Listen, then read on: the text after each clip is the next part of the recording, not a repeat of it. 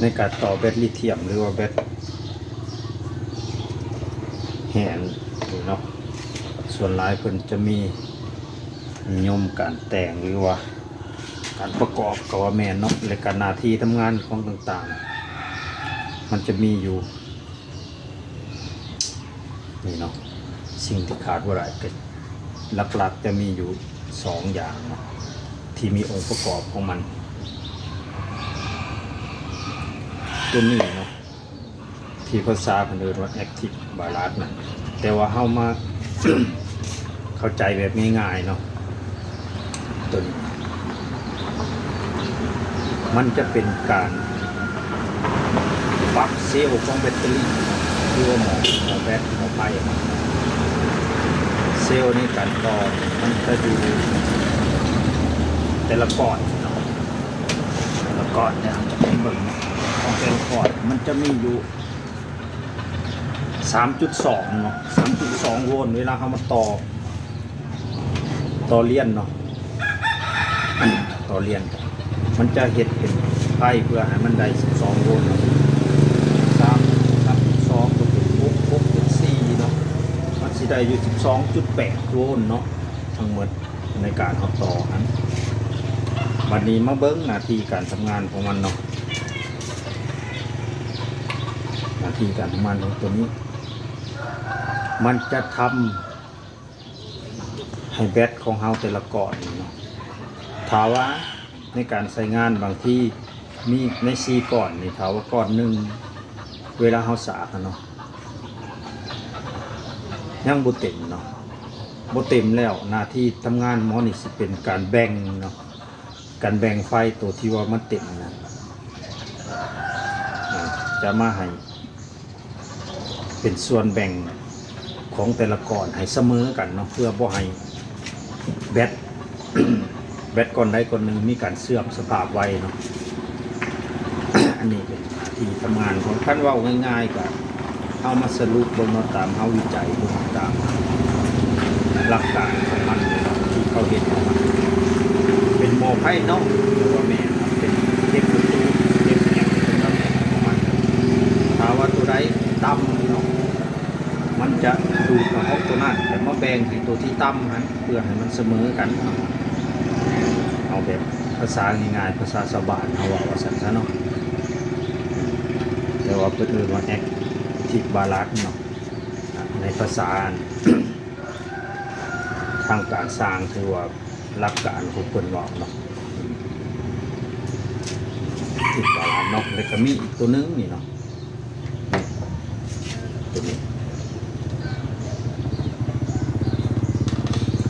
ตัวนี้เนี่ยจะเป็นหน้าที่ทำแบบไรการทำงานของมันคือว่า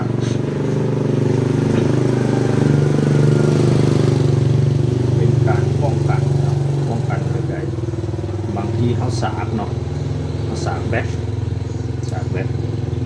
ใน4ก้อนเนี่ยมันจะมีก้อนใดก้อนหนึ่งเต็มสมมติว่าแล้วยังอีกก้อนหนึ่งบ่เต็มหรือ2ก้อนบ่เต็มเนาะ มันจะตัดเนาะตัดระบบไฟบ่ให้ไฟจ่ายเขาเนาะเพราะว่าป้องกันแบตตัวที่มันเต็มก่อนนะเนาะแบตที่มันเต็มก่อนแล้วเพื่อบ่ให้มันลดป้องกันเพื่อบ่ให้มันลดว่าตามภาษาง่ายๆเนาะสัญญาณผ่านไฟเนาะตัดไฟก่อนเพื่อบ่ให้มันเต็มก่อนมีปัญหาใน4ก้อน4เซลล์เนาะ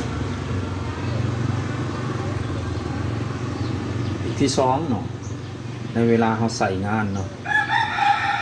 สมมติว่าใส่งาน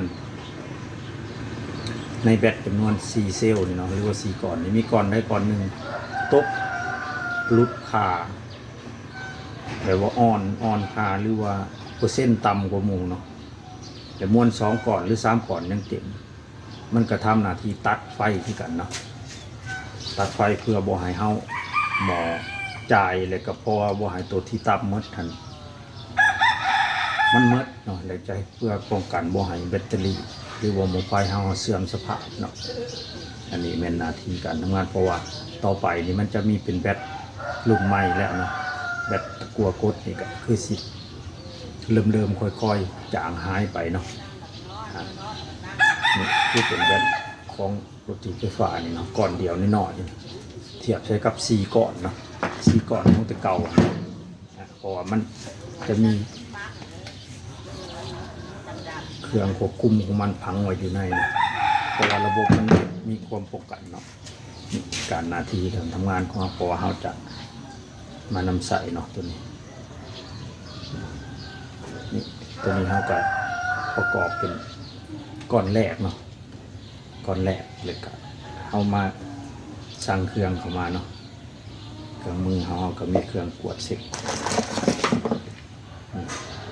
เครื่องกวดเสร็จของเราเนาะตัวนี้เราก็มาทดลองใส่บางทีบางคนผู้ต้องการจะประกอบเนาะ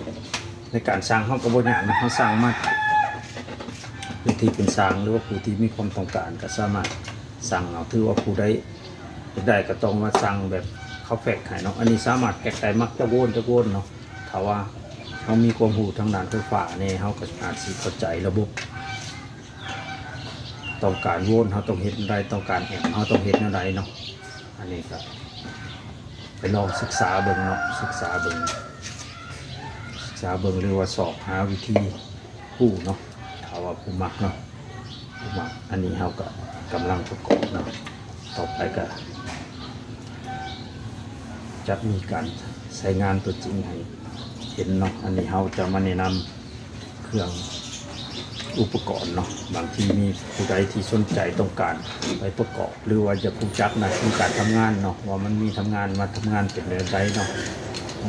ใส่เพื่อยั้งเนาะก็เป็นข้อมูลในบรรดาทานผู้ที่ต้องการเป็นสร้างเนาะก็มีหลายๆแนวที่ว่าเอาไปนำใส่นะอันนี้เขาก็มาลองใส่ประกอบใส่งานจริงของเขาเองเลยเนาะเขาสั่งมาแบบตัวเครื่องมือต่างๆเนาะ